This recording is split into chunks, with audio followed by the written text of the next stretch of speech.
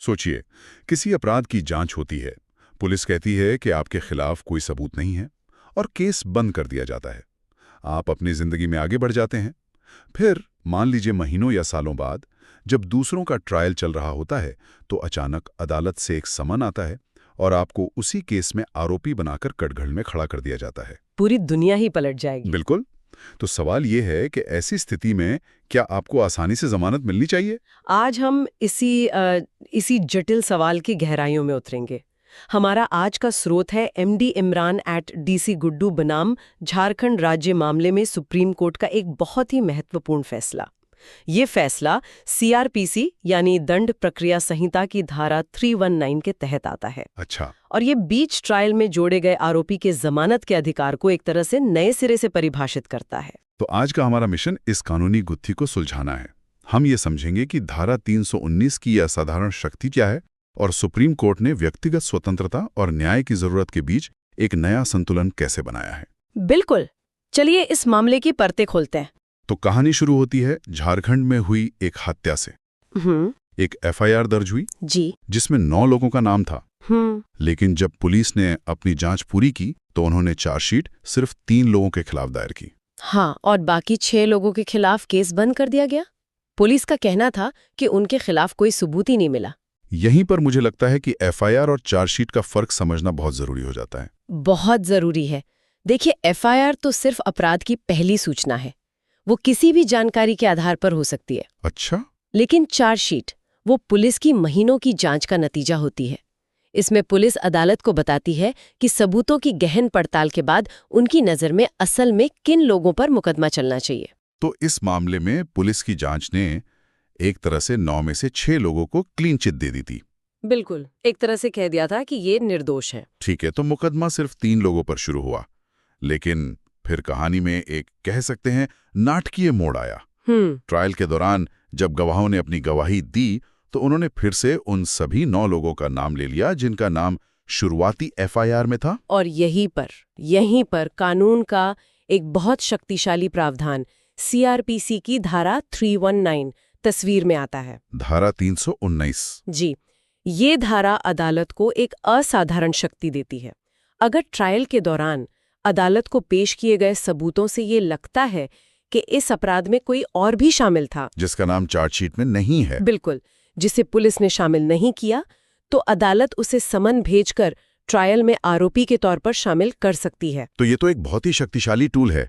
मतलब इसका मकसद तो यही होगा कि कोई भी असली दोषी सिर्फ इसलिए न बच जाए क्योंकि पुलिस की शुरुआती जांच में उसका नाम छूट गया था। जी, मकसद यही है। पर इसमें तो किसी निर्दोष व्यक्ति के फंसने का भी तो खतरा होगा। आपने बिल्कुल सही नब्ज पकड़ी है। अदालत इस शक्ति और व्यक्तिगत स्वतंत्रता के बीच संतुलन कैसे बनाती है? यही इस पूरे मामले का केंद्र बिंदु है।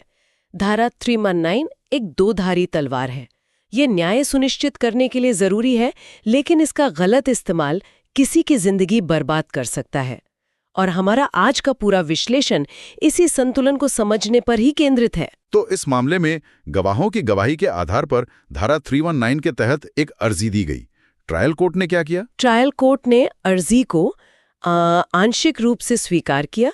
जिन 6 लोगों को पुलिस ने छोड़ दिया था, उनमें से 3 लोगों को, जिनमें हमारे मामले के याचिकाकर्ता MD इमरान भी थे, अतिरिक्त आरोपी के तौर पर समन जारी कर दिया गया। और उसके बाद ये जमानत की समस्या शुरू हुई होगी, है ना? बिल्कुल, MD इमरान को गैर जमानती वारंट पर गिरफ्तार करके जेल भेज दिया गया। अच्छा। जब उन्होंने जमानत के लिए झारखंड हाईकोर्ट में अर्जी दी तो उसे खारिज कर दिया गया।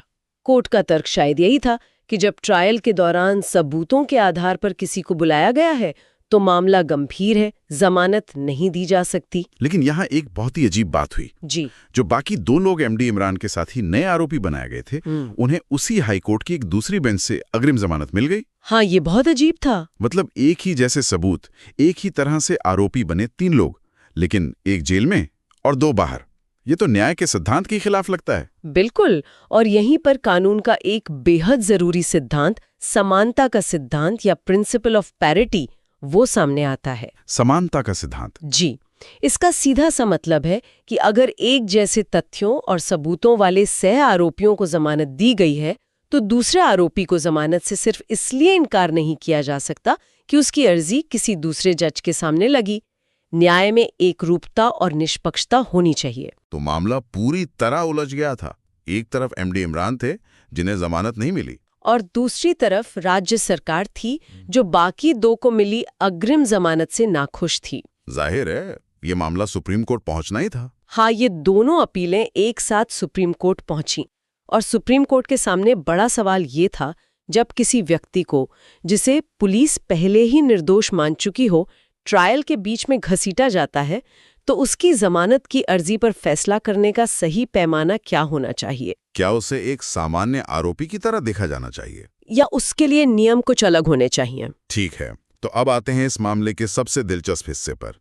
जस्टिस जेबी पारदीवाला और केवी विश्वनाथन की बेंच ने इस गुत्थी को कैसे सुलझाया? उन्होंने क्या नया पैमाना तय किया? सुप्रीम कोर्ट ने एक बहुत ही बारीक और अहम फर्क किया। उन्होंने कहा कि धारा 319 के तहत बुलाया गया आरोपी उस आरोपी से एक अलग स्तर पर खड़ा है जिसका नाम पहली चार्जशीट में था। अच्छा, इसलिए उसकी जमानत पर फैसला करते हुए अदालत को ज्यादा ऊंचे दर्जे के सबूतों की मांग करनी चाहिए। उन्होंने साफ कहा कि ऐसे मामलों में जमानत से इनकार तब तक नहीं किया जाना चाहिए जब तक कि आरोपी के खिलाफ बहुत मजबूत और ठोस सबूत, यानी स्ट्रॉन्ग एंड कोजेंट एविडेंस न हो। मजबूत और ठोस सबूत, ये सुनने में थोड़ा अस्पष्ट लगता है। क्या अदालत ने इसे समझाने के लिए कोई गाइडलाइन दी? हाँ, और यही इस फैसले की सबसे बड़ी खूबी है। उन्होंने इसे अस्पष्ट नहीं छोड़ा, बल्कि भविष्य की सभी अदालतों के लिए एक 3 स्तरीय टेस्ट बना दिया। ये टेस्ट तय करेगा कि सबूत जमानत खारिज करने के लिए काफी मजबूत और ठोस हैं या नहीं है। चलिए इन 3 स्तरों को समझते हैं। पहला स्तर क्या है? पहला स्तर ये कहता है कि सबूत सिर्फ प्रथम दृष्टया यानी प्राइमा फेसी मामले से ज्यादा होने चाहिए। ठीक है। अब प्रथम दृष्टया का मतलब होता है कि सबूत पहली नजर में ऐसे लगे कि उन पर आरोप तय किया जा सकता है। ये सबूतों का सबसे निचला स्तर है। अच्छा, सबूत इससे कहीं ज्यादा मजबूत होने चाहिए। इसे शायद ऐसे समझ सकते हैं कि प्रथम दृष्टया का मतलब है कि धुआं दिख रहा है तो शायद आग हो सकती है, लेकिन अदालत कह रही है कि जमानत खारिज करने के लिए सिर्फ धुआं काफी नहीं, आपको कम से कम आग की लपटें दिखानी होंगी। बहुत बढ़िया एनालॉजी है जोरे। बिल्कुल यही बात है। अब आते हैं दूसरे स्तर पर। अदालत ने ये भी कहा कि सबूत इतने भी मजबूत होने की जरूरत नहीं है कि अगर उन पर कोई जिरा यानी क्रॉस एग्जामिनेशन ना हो तो सजा निश्चित ही हो जाए। अच्छा, वो तो बियॉन्ड रीजनेबल डाउट वाली बात हो गई। बिल्कुल, वो सजा सुनाने का पैमाना है और वो सबूतों का सबसे ऊंचा स्तर है। तो अदालत एक बीच का रास्ता निकाल रही है। मतलब सबूत प्रथम दृष्टया से ज्यादा हों, लेकिन सजा के लिए जरूरी सबूतों से कम। ये एक बहुत ही महीन रेखा है। बहुत महीन रेखा है। और अब तीसरा और सबसे महत्वपूर्ण स्तर। अदालत ने कहा कि आरोपी की संलिप्तता के मजबूत और ठोस सबूत होने चाहिए। और ये कैसे तय होगा? ये तय करने के लिए जज को कई चीजें देखनी होंगी। अपराध कितना गंभीर है, नए आरोपी के खिलाफ जो सबूत आए हैं उनकी क्वालिटी क्या है, क्या वो किसी भरोसेमंद गवाह की सीधी गवाही है या सिर्फ सुनी सुनाई बात, और सबसे जरूरी क्या आरोपी के फरार होने, गवाहों को धमकाने या सबूतों से छेड़छाड़ करने का कोई खतरा है। तो इसका मतलब तो साफ है, जो आरोपी पुलिस जांच के बाद चार्जशीट में शामिल हुआ है और जो आरोपी ट्रायल के बीच में गवाही के आधार पर जोड़ा गया है, दोनों के लिए जमानत के नियम अब प्रभावी रूप से अलग अलग हो गए हैं। आपने बिल्कुल सही समझा, और यहीं पर यह फैसला क्रांतिकारी बन जाता है। सुप्रीम कोर्ट का तर्क बहुत सीधा है। जिस व्यक्ति को एक पेशेवर जांच एजेंसी यानी पुलिस ने अपनी पूरी जांच के बाद क्लीन चिट दे दी थी, उसकी व्यक्तिगत स्वतंत्रता बहुत कीमती है। अगर आप उसे दोबारा उसी मामले में घसीट रहे हैं तो आपके पास कोई मामूली नहीं बल्कि बहुत ही पुख्ता वजह होनी चाहिए। ये एक तरह का सेफ्टी वॉल्व है। बिल्कुल, ये धारा 319 के संभावित दुरुपयोग के खिलाफ एक सुरक्षा कवच की तरह है। ये एक तरह से तो बहुत तार्किक लगता है और व्यक्तिगत स्वतंत्रता की रक्षा भी करता है, पर क्या इसका दूसरा पहलू ये नहीं है कि इससे असली दोषी, जो शायद चालाकी से या किसी मिलीभगत से शुरुआती जांच से बच निकला था, उसे जमानत मिलना आसान हो जाएगा? क्या ये पीड़ित के साथ अन्याय नहीं होगा? ये एक बहुत ही वैध चिंता है और अदालतें हमेशा इस संतुलन से जूझती हैं। लेकिन सुप्रीम कोर्ट का दृष्टिकोण ये है कि हमारी आपराधिक न्याय प्रणाली का आधार क्या है, कि भले ही 100 दोषी छूट जाएं, पर एक निर्दोष को सजा नहीं होनी चाहिए। बिल्कुल, इस मामले में अदालत यही कह रही है कि किसी को ट्रायल के बीच में शामिल करना एक असाधारण कदम है और असाधारण कदम के लिए असाधारण सबूतों की जरूरत होती है। अच्छा, अगर सबूत वाकई मजबूत और ठोस हैं तो जमानत खारिज की ही जाएगी। ये फैसला सिर्फ हल्के या संदिग्ध सबूतों के आधार पर किसी को जेल में डालने से रोकता है। ये स्पष्टीकरण महत्वपूर्ण है। तो इन नए और कड़े नियमों को लागू करते हुए सुप्रीम कोर्ट ने एमडी इमरान के मामले में आखिर क्या फैसला दिया? सुप्रीम कोर्ट ने इस 3 स्तरीय टेस्ट को एमडी इमरान के केस पर लागू किया। उन्होंने पाया कि गवाही में जो सबूत उनके खिलाफ आए थे वो उस उच्च सीमा को पूरा नहीं करते थे जो जमानत से इनकार करने के लिए जरूरी है। मतलब सबूत उतने मजबूत नहीं थे? जी, सबूत इतने मजबूत और ठोस नहीं थे कि एक ऐसे व्यक्ति को जिसे पुलिस पहले ही छोड़ चुकी थी उसे सलाखों के पीछे रखना न्यायोचित हो। और उस समानता के सिद्धांत का क्या हुआ? क्योंकि बाकी 2 सह आरोपियों को तो जमानत मिल ही चुकी थी। अदालत ने उस पे भी जोर दिया। उन्होंने कहा कि समानता का सिद्धांत पूरी तरह से याचिकाकर्ता के पक्ष में है। जब समान सबूतों के आधार पर बनाए गए सह आरोपियों को जमानत पर रिहा कर दिया गया था तो एमडी इमरान को जेल में रखना भेदभावपूर्ण और अनुचित था। सही बात है। न्याय में मनमानी की कोई जगह नहीं हो सकती। बिल्कुल नहीं। तो अंत में याचिकाकर्ता को जमानत पर रिहा करने का आदेश दिया गया। और राज्य सरकार की अपील का क्या हुआ, जिसमें उन्होंने बाकी 2 को मिली अग्रिम जमानत को चुनौती दी थी? उसे भी खारिज कर दिया गया।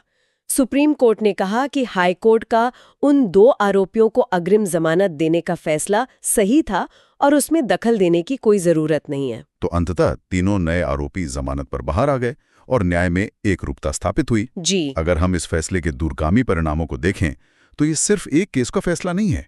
ये निचली अदालतों के लिए एक साफ संदेश है। बिल्कुल।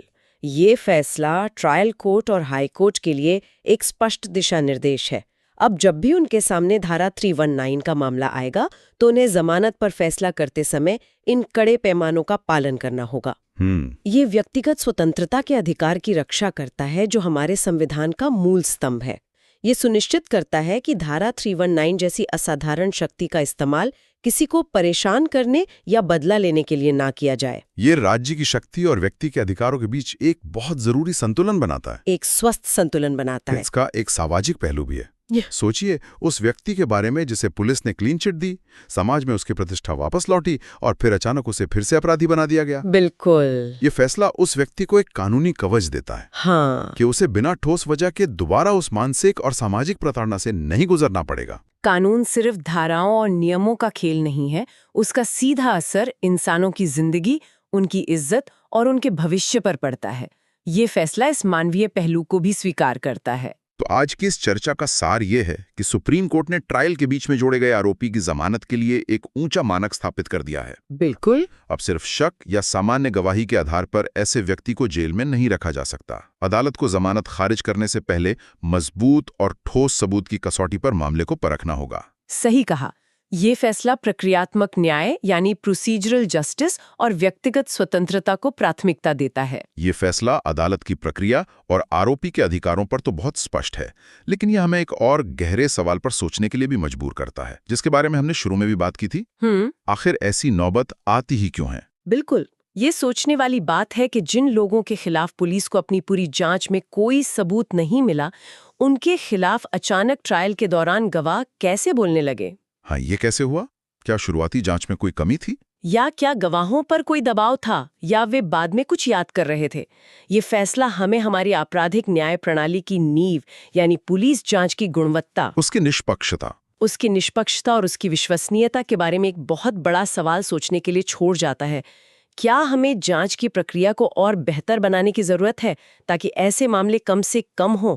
ये एक ऐसा सवाल है जिसका जवाब हमारी पूरी न्याय व्यवस्था को खोजना होगा।